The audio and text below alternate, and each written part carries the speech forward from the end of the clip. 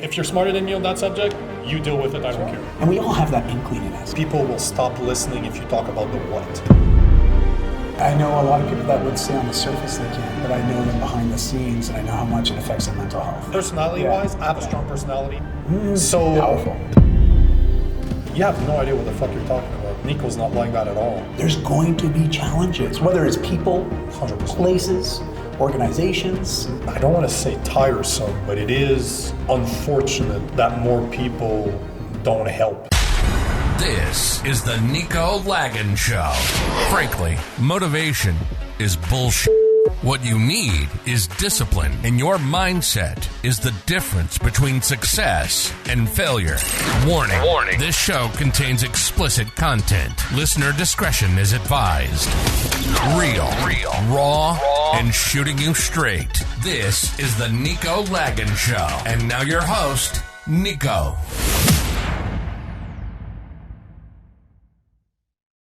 So we're gonna go a bit differently today. I think that's my first street podcast. Little setup, little things that fits in a small box. We're at a men's conference in Quincy, Washington. 3 hours outside of Seattle. Who would have thought? But two Canadians come together from coast to coast. Exactly. So tell us who you are, what you do, and why the hell you do it. Oh man, well, let's go with the short answer first. Well, let's see. I'm first and foremost a dad of two beautiful teenage girls. Well, they're almost 17. Oh, they will be actually 18 and 20 this spring. So just a couple months, which is, I still can't believe that. I'm like, where did time go? You're old, bro. I know, right? And I'm 46-year-old, proud 46. And I've been dating my wife for 23 years. Dating, nice. Yeah, dating. Always very intentional with that, language. And I've had a few different career paths, but I've been in the fitness and wellness industry for 28 years, since I was 18 years old. Yep. Been helping people with lifestyle. And whether through fitness or through mindset conditioning, really I just help people adopt change. Not be so resistant to change, rather more champions of change versus victims of change. And so there's lots of different ways. My last business, over 17 years with a business partner, we scaled to 8 figures a year. Had a lot of fun doing that. I was in the retail industry doing fitness equipment. And basically one of the largest companies in Canada, and loved it. But you know what? I loved it, and then I didn't love it anymore. And I started to go through some different changes, and as I was changing, I realized the path I was on wasn't providing me any fulfillment any longer. No happiness, no joy. And so what do you do in that, man? We heard a guy talk. What was he saying about a rut? A rut's like a coffin with the two ends kicked out, right? Yeah, I've never heard that one. I've never heard that, and I love that. But for me, that's what my path was feeling like. And I was like, you know what? I want to change. Yeah. And so the last 8 years, I've been just really supporting individuals through my own coaching practice and speaking. And like yourself, I'm an author as well. And I just love that stuff, man. I love it. Yeah. So why do you do it? Well, I do it because it does. It gives me a lot of fulfillment, joy, and happiness. And have you heard of the man named Joseph Campbell? Joseph Campbell wrote a book called The Power of Myth. And in it, he coined the term the hero's journey. And I'm sure you've heard that. Yeah, of course. Yeah, and so he looked at the history of storytelling, right back from verbal to painting on the wall, right? And he looked at all these different cultures around the world and just how impactful story and myth is in forming our belief systems and cultures and it's the perfect storytelling. It really is. That's if you look throughout history, like the printing press was invented in the 1400s, and the Bible was the first mass-published book. That's right. But one thing we tend to forget is that all the stories that we have, all of our myths and legends, if you will, were passed down from father to son, from mother to daughter. That's right. It is something that we've understood a very long time ago, that the best way to pass lessons, life lessons especially, is through stories. That's right. Stories where I can put myself in the place of the hero. Exactly. I can, what's the word I'm looking for? I can empathize. I can see how important his journey is, then translate that into my own personal life and say, okay, this is what it's all about. And I speak about it in my book, how, have you ever reread the fable that you were told as a kid, as an adult? Oh, like just any fable, period, you mean? Or, do you know The Little Prince? Fable? Oh yeah, the Petit Prince. The Prince was one of the things I was told I read as a child. Yes. As an adult, I bought it. That's and amazing. I reread it a few times because it's a super easy read. It'll take you 3 hours, not even, and you're done. Yeah. And it's the life lessons that are lost in translation when it comes to those fables. Yes. Are applicable to any age. Correct. Like my favorite book is The Alchemist by Paulo Coelho. My favorite. First date with my wife. Yeah. I didn't bring flowers or chocolates. I You gave got her a copy of the book. Oh, beautiful. But this is the book I've given multiple times. It's if there's one book I can recommend any man to read, is that. Yes. My personal. So you know when I talk about personal legends, yes. you know where it came from because that's where I stole it from. I appropriated it from. I totally get it. But the journey that that young men go through is beautiful. It is. And this is a book I've read 3 times over the past 3 years. Every time my perspective is a bit different. Yes. I reread it and I'm like, oh shit. You're different. Of course. Right? It's because you're different. Your perspective on life is different. It's so cool. Do you still have childhood friends? Do you still hang out with the same people you did when you were younger? You know, interestingly enough, no. But it's not interesting. It's 100% not normal. It's normal in a way of what you're doing. Correct. When you're called upon to do something great, often that road is very lonely. But I will say this, because you can appreciate this as one content creator to another. I've been creating content online for a long time. And some people that I knew back, in my teen years have seen my journey as I've been sharing much more intentionally the last 10 years. And a lot of times there's people that follow that will never engage. That's not, I would say it's 90%. I don't have the facts, correct. but it's probably 90 to 95%. It's huge. And out of the blue, last week, someone that I remember from high school, I haven't spoken to for almost 30 years. Nice. Reached out and he's like, I admire what you're doing and the fact that you're doing it. Beautiful. And he starts as a client this week, but it came out of the blue, right? Like, it's awesome. So that's actually the first time I'm reconnecting with somebody from my childhood with this kind of intentionality behind it. But do you think it's normal? Do you think it's expected when you are finding your purpose, because I don't think you ever fulfill your purpose. Like, to me, your personal legend is never accomplished. Correct. It's a lifelong process that will change you throughout. Just like temperance to me is not possible. You never become tempered. You can try, you get better a little bit, but you never become 100% temperance. It's impossible. I don't believe in that. But do you believe that the more you chase, the more you follow the path of your personal legend, if you will, the more you will do it alone? Like, and I'm not talking with your wife, I'm not talking with your family, your direct family, because that's a different thing. Because your wife is not stupid. If she chose you, she knew what she was getting into. Yeah. And your kids, you're raising them upon your proper value, your own values. But do you find that it's a process that is kind of lonely? Like, as much as I know thousands and thousands of people, I live a very lonely life. And I'm not lonely in a way where it's problematic. I'm not lonely where it's, I'm feeling bad about myself.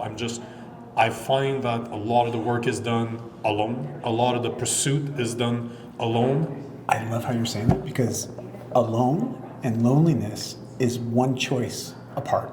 Absolutely. I love to be alone. Yeah, I enjoy being I'm naturally alone. introverted. See, I'm an extrovert. But I work as an extrovert. Yeah, see, I'm a natural extrovert. Like, I'll need 3 days to recover after this weekend.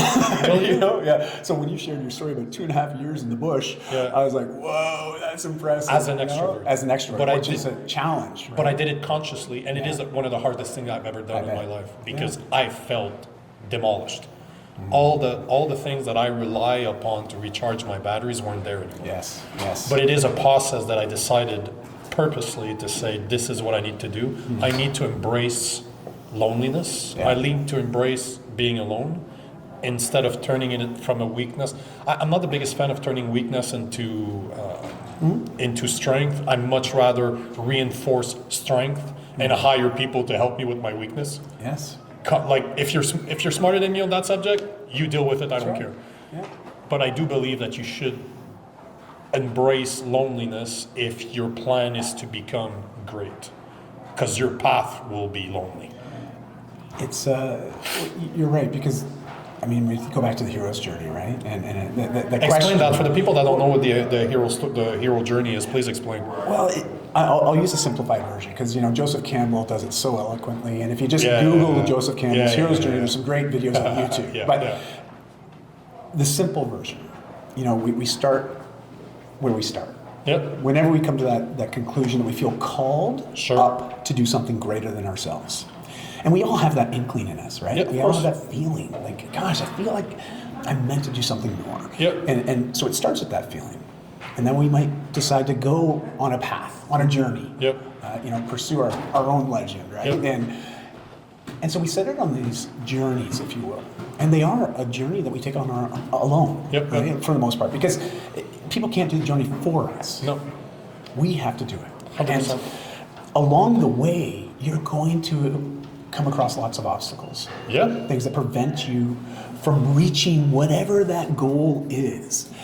But here's the thing, along the way, and this is the thing that's so fascinating, because in Paulo Coelho's book, The Alchemist, it is like, you look at the hero's journey, like once you understand the hero's journey, unfortunately, it will ruin movies, it will ruin TV, it will ruin books in a way, because the plot lines are all repeated. Of course. Again and again. It's like Shakespeare, right? Like, look at all Shakespeare's plays. It's like, we see these played out again and again and again in almost every drama, thriller, like again and again. It's a recipe. It is a recipe, but so is our lives, a lot of ways, right? Oh, And so along this way, you usually encounter somebody, and he refers to it as a guide, as a mentor. It could be a coach or a parent, more in today's language, right? A wonderful coach like Nico, right? Like, it's all the same. Exactly. And that person, in that moment when we're most challenged and we're thinking, God, I want to quit. This is too hard. Why am I doing this? But they're able to offer enough support, some guidance, help us shift our perspective, where all of a sudden this massive obstacle, by changing our angle, maybe only a degree, we realize, oh, you know what, there's a path around this I didn't see before. And so we are able to continue on our journey. But it was just one short interaction. They're not there and walking the whole journey with us. No. They were there for a moment to help us change our direction so we could continue past the obstacle.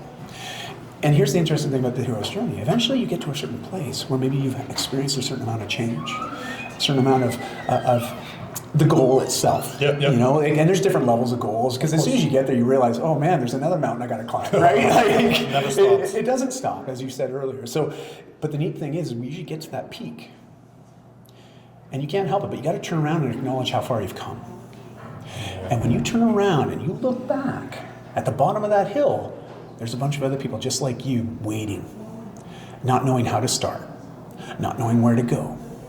And here's our opportunity to potentially be that guide for them, to help them get started on the right path. And so there's also this internal calling for many of us to go back to where we started, like in The Alchemist. Remember, he returns back home. He finds out, gosh, I went on this massive... That's where his treasure was all along. Exactly. In that barn that he slept countless nights under. That's right, but he had to go through the journey to realize that and to truly appreciate it. Yep. And so often we find ourselves going back, like you feel called up. Your mission, your purpose now is to really elevate men everywhere. Absolutely. 100%. You know, and in so many different fashions. But there's a journey that you've been on that brought you to that conclusion, that ethereal feeling like, God, this is what I meant to do. Yep. But you got to go on the journey to get there. And you know, that's a simplified version of the hero's journey. Like if you go and you dive deeper into it, he talks about all the different types of obstacles people encounter. He'll refer to them sometimes as the dragon, right? Or you're going into the dragon's mouth. And, and all these different sort of fables associated with each of these challenges that are repeated. And there's different ways or obstacles that we encounter and the psychology that's associated. And what's really interesting is marketing's latched onto this a lot. Yeah, of course. And the most impactful marketers in the world are really leveraging the hero's journey and how they position their products, services, and et cetera. They have a hero's journey and they normally frame it into a why, what, how, and do. Correct. This is how you mess with somebody's mind. Or this is how you get access to how most of the people's brain works. And I appreciate that you just real quick, because you remind me of, Nietzsche said, with a strong enough why, we can endure any how. Absolutely. Like if you get really clear on the why, it doesn't matter what comes next. No. I'm doing it anyways. And it's the first rule of marketing. Tell people about the why. People will stop listening if you talk about the what first. There's some people that want to know what the what is first, but they will wait for the why. Yeah. But a lot of people will not wait for the what. They need to know why right away. So do you need to establish, why the hell am I listening to you? Yeah. What are you trying to tell me? how can I change, and what are the exercises that I need to do? What's my call to action? If That's right. And we pay for the how all day long. The how is the recipe. Yeah. The why and the what is for you to be ready to listen for the how. And the do is where the magic happens. Because the how is the recipe, and the do is take your balls out of your woman's purse, reattach them to the bottom of your penis, and let's go. Because at the end of the day, that's all it is. The final step of every single coaching plan out there is grow a pair of balls and fucking do it. Just get it done. Yeah. Enough of the excuses, right? That's if you it. say the excuse more than once, it's really just a bad habit in disguise. That's all it is. It's funny. So one thing that I find that has helped me, because as I get lonely, I don't feel like it's not. I'm using this as a positive thing. Sure. The more lonely, the more lonely that I get, the more I rely on faith that what I'm doing is the right thing, because I'm traveling that path with fewer and fewer and fewer people around me to help me, to guide me, to mentor me, and especially support me, because I don't have a big support system like most people. And I don't know, for you content a lot. You create a lot of content, and this is one thing that the people out there, if you're not creating content, you might not understand that, but getting ripped into on a daily basis because you don't agree with my statements is not a positive thing to experience. Sure. Last week I told my girlfriend, because I get ripped into dozens of times every day. And it's not like I have 2 million followers. I don't even have in the hundreds of thousands followers, but I have reached about 250,000 people last month alone. You don't think that a lot of them have something to say about what I have to, what my message is? I told my girlfriend this week, you need to stop to go on my social media, stop looking. Because she's like, I approach her sometimes with, hey man, I can't believe that person said that. And then I like to rip into people. If you're going to open me that door, it's my content. I will reply to pretty much anything you tell me. But I will, if you want to be an ass, I'll push it. I'll push and push and push, and I'll show you how much of an ass you are, but I'll use you as an example to prove my point.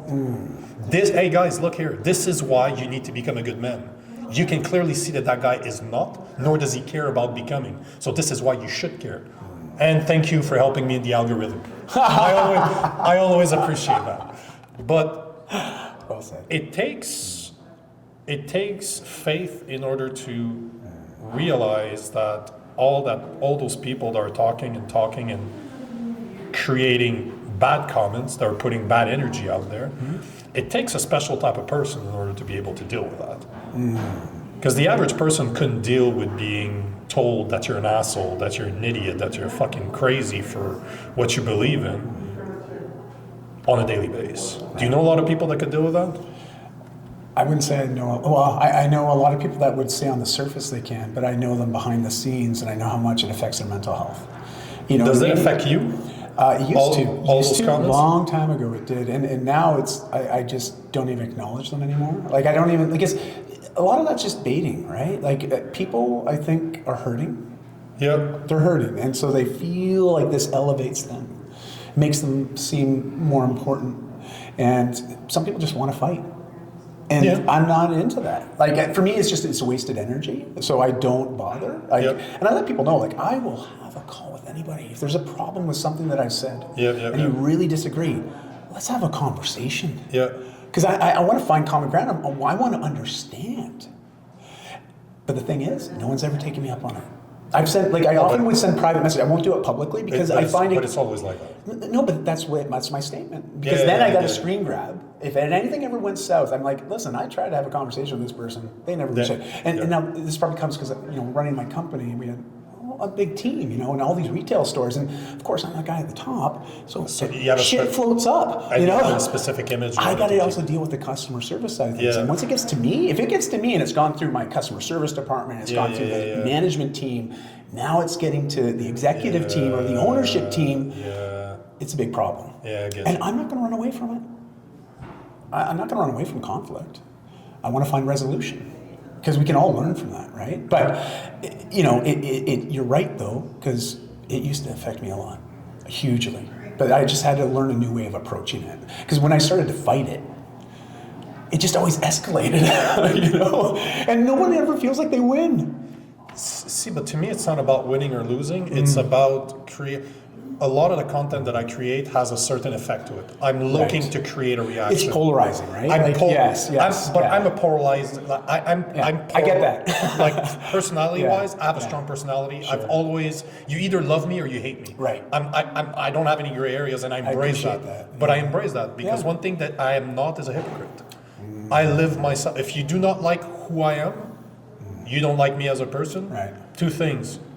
Thank you, and go fuck yourself. I don't care. At the end of the day, I don't care. Gary Vaynerchuk, man. Because he's the same way, right? Like he's very polarizing in his content. He was one of the first content creators I really started to follow that was speaking about marketing and just you're not here to win friends, but you're here to make an impact. A lot, I invite those conversations. Yeah. Contrary to most people, I create content expecting that people will leave content, little comments, in order that I can explain myself or see how people actually feel about that specific subject. But now it's become to a point where I've put my opinion so much online that some people are starting to defend me. So powerful. There's some events, because like you, I reach out to people all the time. Yeah, that's great. There's somebody that will reach out to and because I've done so many podcasts, and I've done a lot of podcasts over the world, like there was just done on Zoom, we didn't get to meet. I have a lot of people I know a lot of people. And one day I'm like, fuck, I don't know why I'm thinking about that person. I'll contact them. Hey, everything cool? Are you good? I haven't seen you. I haven't heard of you in a while, so what's going on? And I've reached out to a lot of those people. And it turns out when I do it, I'm normally very connected with my instincts. My instincts run me. I don't question my instincts. So if something tells me to do it, I just do it. And I've had many of them that I reached out, I'm like, you okay? We don't know each other. We've never met. We talked a couple of times, but I got a feeling I should contact you. And it's always in a time where they need it. So those people, months after, see comments about people calling me names, calling me, being disrespectful, if you will, which boo, doesn't matter to me. I'm not going to lose my cool for this, but having people saying, you have no idea what the fuck you're talking about. Nico's not like that at all. But I don't do that in the front end, like you're saying. I don't go out of my way to post things online where I'm helping people. I will do it behind the scene, because what matters to me is that that person knows that I'm there. Yes. If you need some, because I'm not there for everybody, sorry. Yeah. I help a specific subset of people. If there's something I can do, I'll refer you to other people that are way better than me to help you on what you need help. But my message is not for you. I don't care. Yeah. I'm not going to craft my message to please people. No. I can't please everybody. No, and if you want to please everybody, you're not helping anybody. Sure. Yeah. I don't have an expertise to show a girl how to become a woman. But I can tell you what it is to grow without a father. I can tell you how to find proper mentors. I can tell you how to become successful. I can tell you that education is nothing if you have work ethics. Yes. I'm the proof. So I can show you, if you have the balls to go after what you want, look at the life you could have, right? So how important do you think faith is in keeping true north as this? Because again, living your purpose is a hard thing that most people will never even consider doing, yet alone do it. But how important it is to you to have faith in something that is greater than you, that you are on the proper path, that you are doing what your purpose is, what your mission, your life purpose, your personal legend is. Do you rely on faith in order to keep going? Well, I think faith has to be challenged, and that's when you know you're probably on the right path. Yep. Like if you didn't have people being antagonistic towards your content, you would probably question, am I being polarizing enough? Am I being passionate enough about my point? Because you're absolutely right. Like we have to accept that if we're faith-driven, purpose-driven, and on mission, there's going to be challenges, whether it's people, 100%. Places, organizations. I mean, there's whole, as you said, niches that will be completely contrary to whatever your belief system is. And that's the thing about Google, right? Like I remember I had a mentor many years ago, and he's like, type in Google for me, I love Mother Teresa. And so I type in, I love Mother Teresa. And there was like 20 million or 25 million searches that came up, right? And he goes, okay, now I want you to type in, I hate Mother Teresa. I hate Mother Teresa. And there was like 60 million, so my point is, you can always find content that will validate your point. Oh yeah. And that psychological aspect of what do they call it? Confirmation bias, right? Like, when you are faith-driven, you are so confirmed for your own belief system and direction in life that the ground, the foundation underneath you is rock solid, so you can't be shooken, you know, like, and I think it's important to have that, because you're right, like you mentioned like the North Star, right? Like, you're right, it gives us direction, it gives us, without direction, I mean, you can just walk anywhere and you're going somewhere, you've got locomotion, you're moving, but where are you going to? And if you can't say where I'm going to, you're lost. You know, you're just on a walkabout. And I mean, in Australia, I know that's a rite of passage, but most of the parts of the world, they still have to come back eventually, you know? And so yeah, faith is very important. And that thing that pulls us, right? Yeah, I agree. It's just, I find it difficult as a non-religious guy, but very spiritual. I battle on how I'm supposed to approach it and make sense to a person that is neither spiritual or religious. Oh, I see. Yeah. Because faith has become, as I grow older, as I become more grateful about my blessings, because this is going to sound extremely cocky what I'm going to say, but I am special. And I recognize that I am special. So it is my duty to do everything that I can to help as many people as I can, because I have it in me to do it. Same way as if I see somebody that needs help, because I have the awareness to understand what it is to be at rock bottom. Yes. It is my duty to help that person. So I say this out of a place of love, not out of a place of self-love. Yeah. But it is, I don't want to say tiresome, but it is unfortunate that more people don't help people that I could use the help of a lot of people. Right. But it seems I'm always the one helping. It's part of your mission, your purpose, and I'm sure it brings you a certain amount of fulfillment. Because I have faith. Because I have faith, because I'm grateful. Faith? Like, if you didn't have the faith, do you think you would still be just as fulfilled helping others, though? Because I've developed, but I think through faith, I develop gratefulness. Okay. Fair. I think this is what the biggest thing is really through, and when I say faith, I'm not talking about faith towards God. No, I'm talking about faith in the universe, in a bigger plan. Good. Although call it God, call it the universe, call it nature, call it whatever you want, doesn't matter to me.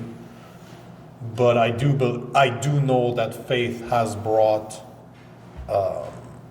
has made me recognize that I am blessed, has me been more grateful in the day-to-day life, and is giving me the strength, the discipline to do what needs to be done, although I'm walking that path quite often alone. Not alone in a way where I'm the only one walking it, but I'm the only one that understands my path.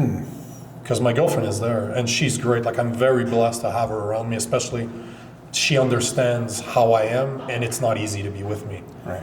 Because I dedicate a lot of my times to other, even if it doesn't show to the average person. But in the back end, she's the one paying for it. She knows that she will have to trade our time together with others. She understands that. And that's not easy for a woman. That's not easy for her to understand that. But I'm blessed in that way. I'm very grateful for her. But it has changed my life. Being grateful through recognizing that there's something bigger at hand helping me do what I'm supposed to be doing.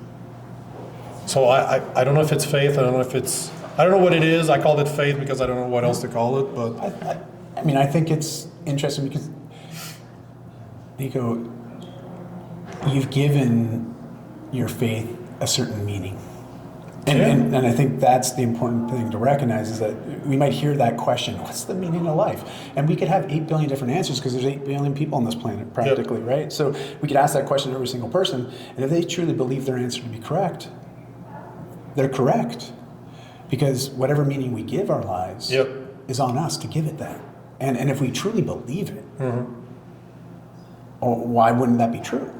And I think that's why it's kind of a funny question, right? Like, what is the meaning of life? Well, we can have lots of different answers, but whatever I say is my meaning for my life, that's my belief.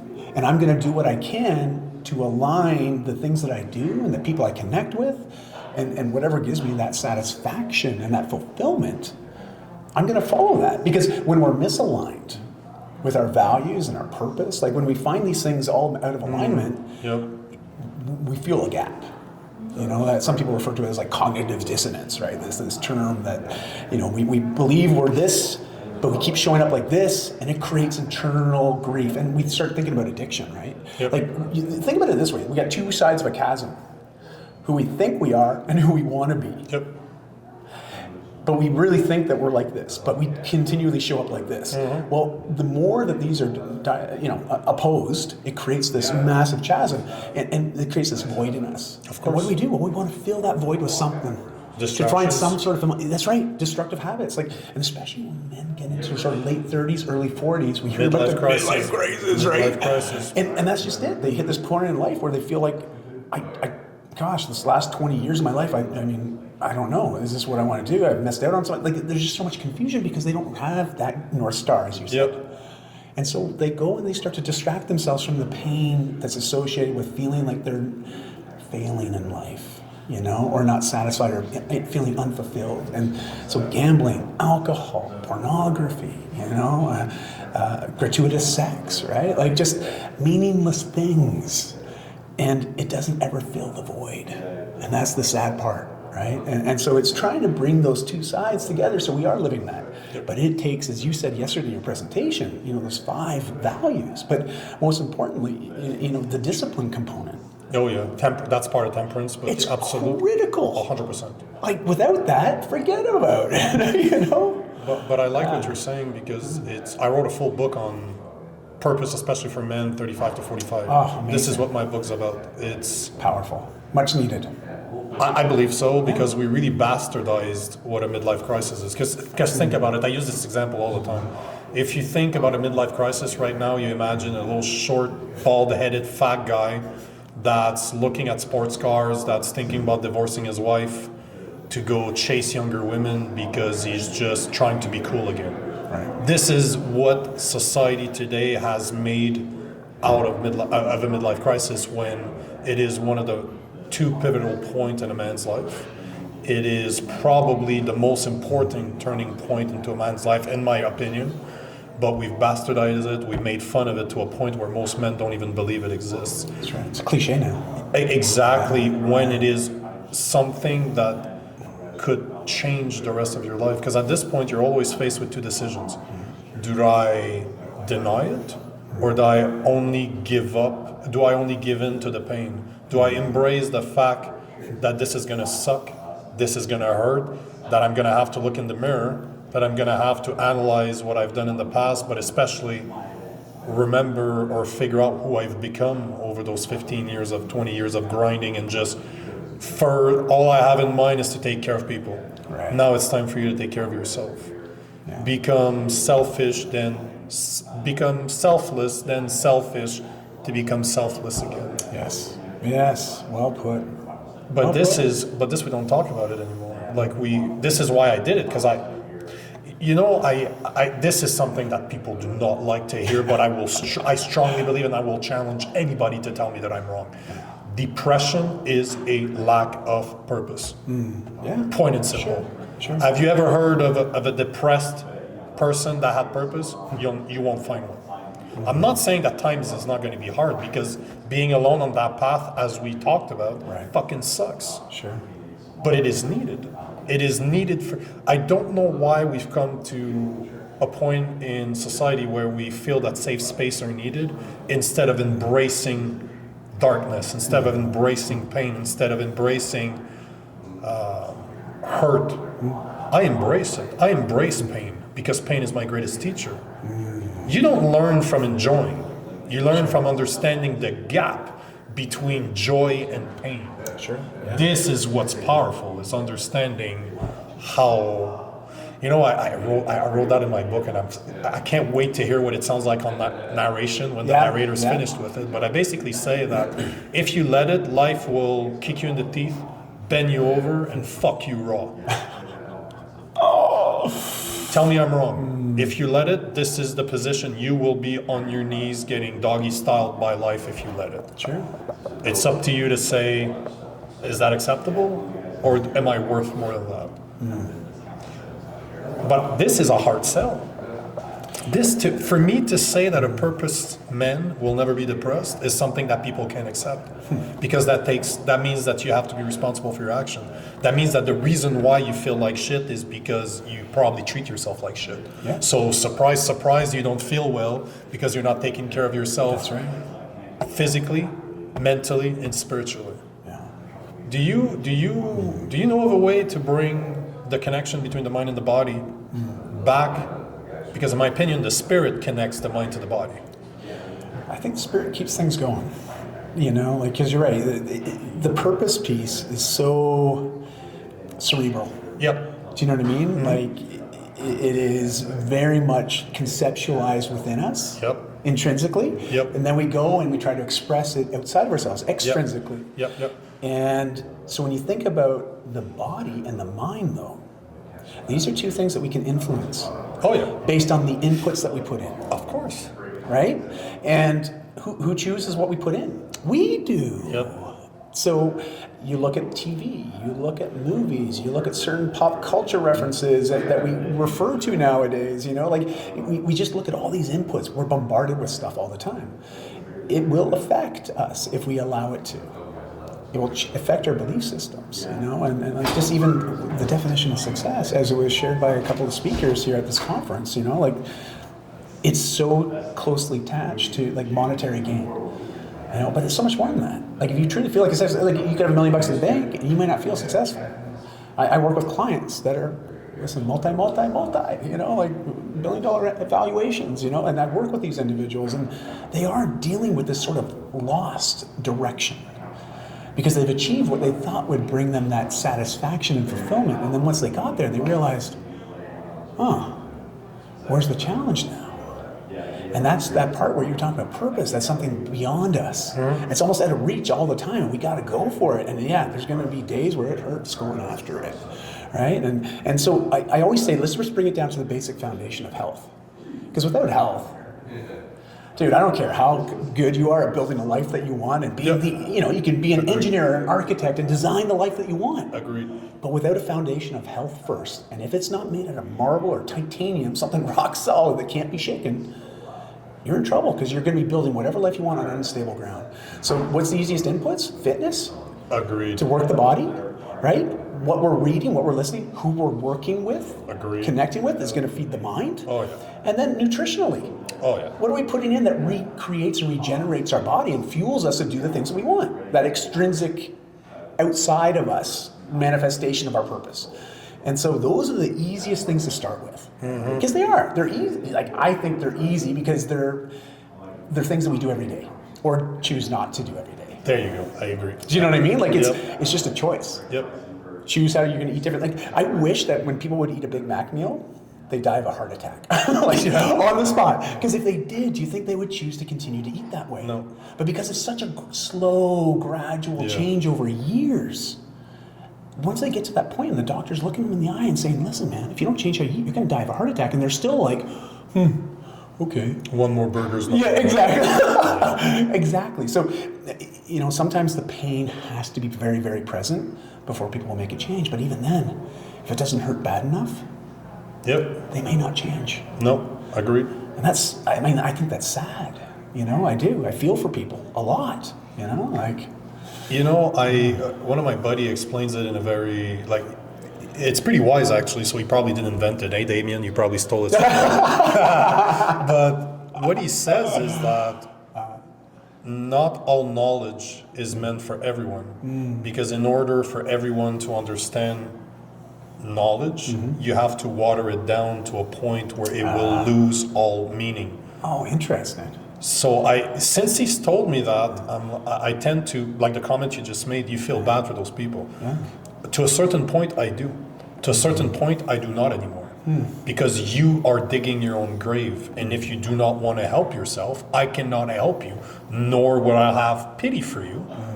Because you don't want to help yourself, although all the help that you might require is readily available online. You don't even need to pay. There's resources everywhere that will help you. That's right. All you need to do is to admit that there's a problem, want to change. Correct. You know, in Canada, we have, well, you know that, we have a universal healthcare. Yeah, right. If you're willing to wait years to get treatment, sure. So during COVID, because I decided not to get vaccinated, Yeah. the government didn't want to treat me anymore.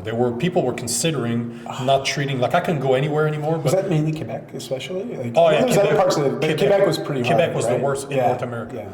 But people were telling online, people were saying, like just regular people were saying online that we should lose our rights to public health care because I was not vaccinated. Because of one choice. Yep. That's silly. And okay, I'm like, you know what? No problem. Give me a document right now, we'll sign it. That every single problem that will be related to me catching COVID, that I cannot be treated for it, no problem. I will sign that right now. If you, as a fat fuck, will sign that same document to say all your heart problems, all of your depressions, every single problem that is a side effect from you treating your body like garbage will not be treated, no problem. You're a smoker, you like to destroy your lungs, no problem. Sign that paper to say that the day you catch cancer, we're not fucking curing you. No problem, I'll sign that paper. But this is ownership. You know that, I love that. But I do. I think that's... But I own the fact that I said, you know what, not taking the vaccine was my choice and my choice alone. And you're right. But if that's the case, I will own it. But you also have to own that you are in the shape that you are, both physically, mentally, and spiritually, because of yourself. Yeah. And if that level of responsibility is applicable to me, it is also applicable to you. Yes. But you can't say that to people because people are victims now, and it's all right. The only reason that Mind you that we're taxpayers. And we're financing the medical system, especially for all the unhealthy people. So I think we can say that, you know? Yeah, but you can't anymore because that means you're a bully. Canceled. No, you're a bully. You're a bully and you're victimizing victims.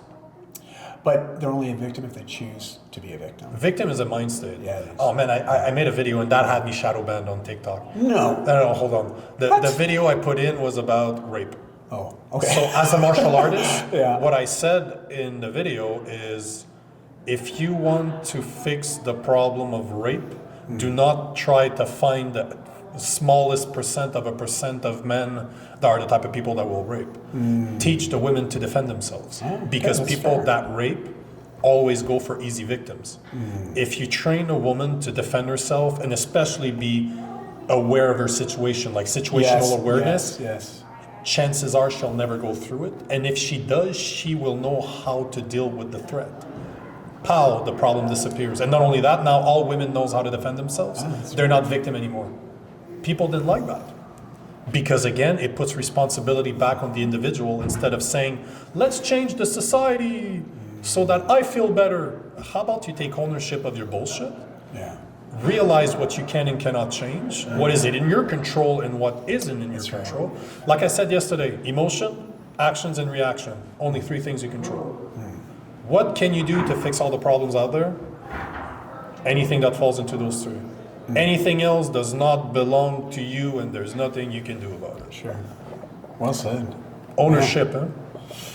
And accountability, right? Like self-accountability to the highest standard. Like I appreciate that you've.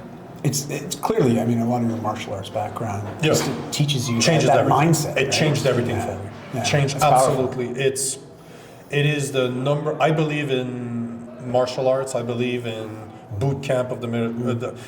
This is one thing. I don't necessarily believe in what the military does. I'm a libertarian, so I don't believe in helping others in their problems. I believe in helping ourselves in our problems. You need to have a strong military in order to defend yourself, but I do not believe in using the military to attack. Unless I believe in self-defense. Sure. If somebody's going to attack me, you step the line where I can defend myself. Right. But until I'm capable of walking away, I will walk away. This you learn through temperance and you learn through discipline. But I believe in the strong military. So I believe every man should have to do 6 months training in order to become. Man, I look at Israel, right? Every Israelite, they do it. Everyone has to serve a term. I think that's wild. The entire country could go to arms to defend itself. And whatever you believe about Israel, whatever you choose on which side you fall under, which I'm not touching that one with a 10-foot pole. Fair enough. how do you explain that such a small country has been able to survive surrounded by enemies? It's because they are all trained on how to defend themselves, how to work as a unit, how to put their life into somebody else's hand, and accept that somebody else is putting their lives in your hands. They're coachable and they're disciplined. They're ready to do what needs to be done because they're courageous, and they can align their end goal with everybody around them. Yeah. Empowered. But why are they still there after all? However you feel about thousands of years. Why are they still there, and why are they still successful at what they do? Because they have embraced military training in a way that it is meant to give you such strong core values. Right. You know, this is one thing that people didn't know, but did you know that the Greeks and the Romans encouraged their armed forces to have sexual relationship? Yeah. I got my degree in classical studies and philosophy. There you go. But most, we associate Spartans as the epitome of men. Right. Yet they were all gay. Basically, they were gay. They were all bi. Well, they were bisexual. Yeah. And the principle behind it is brilliant. Yeah. You're not defending a friend. You're defending a lover.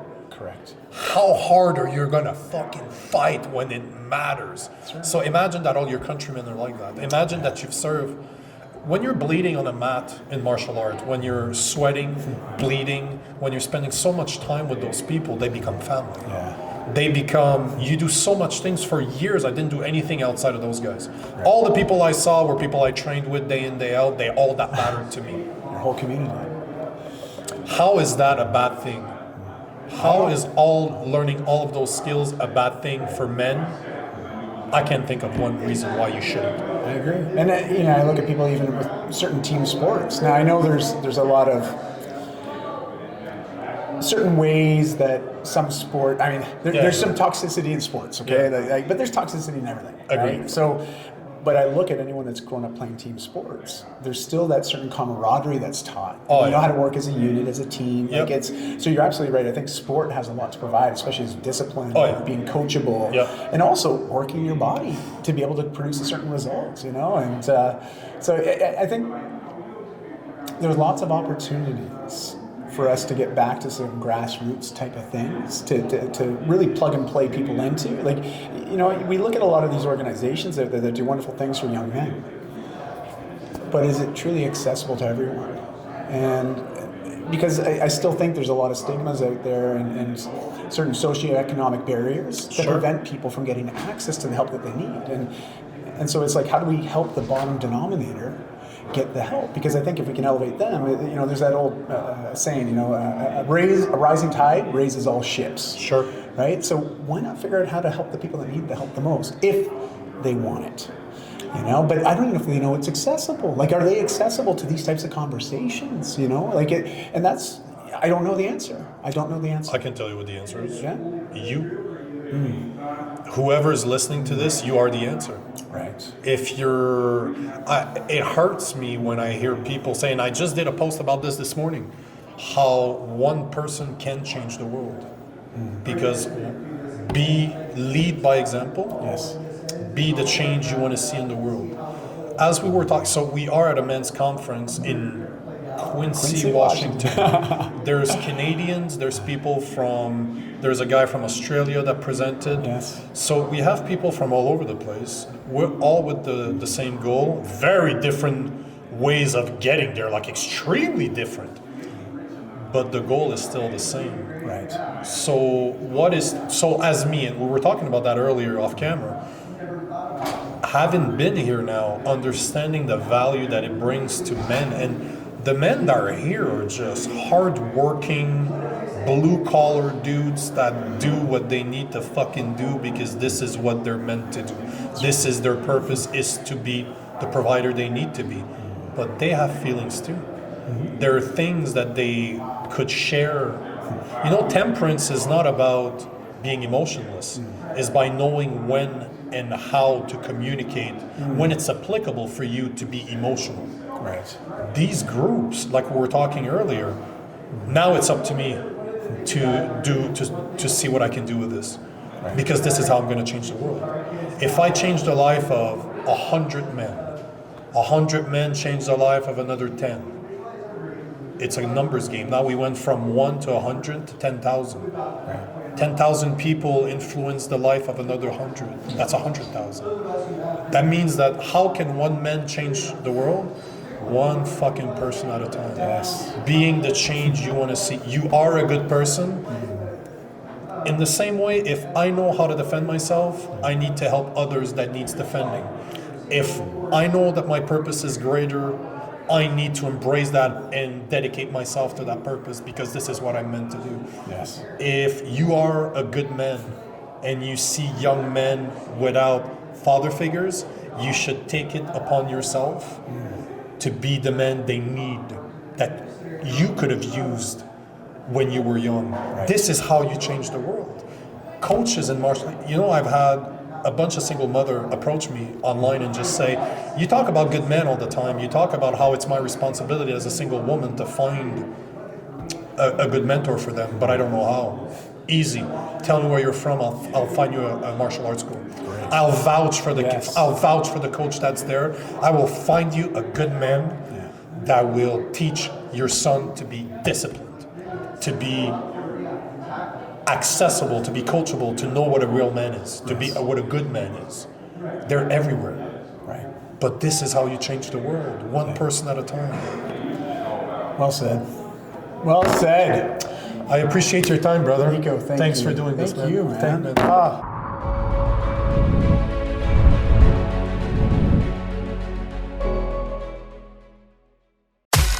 You've been listening to the Nico Lagan Show. Nico has been involved in the martial arts for 20 years. He's a Muay Thai coach, focus coach, podcaster, and sought-after public speaker. We hope you've enjoyed the show, and we hope you've gotten some useful and practical information. We'll be back soon, but in the meantime, find us on Facebook and Instagram at Coach Nico Lagan and on YouTube at The Nico Lagan Show. See you next time.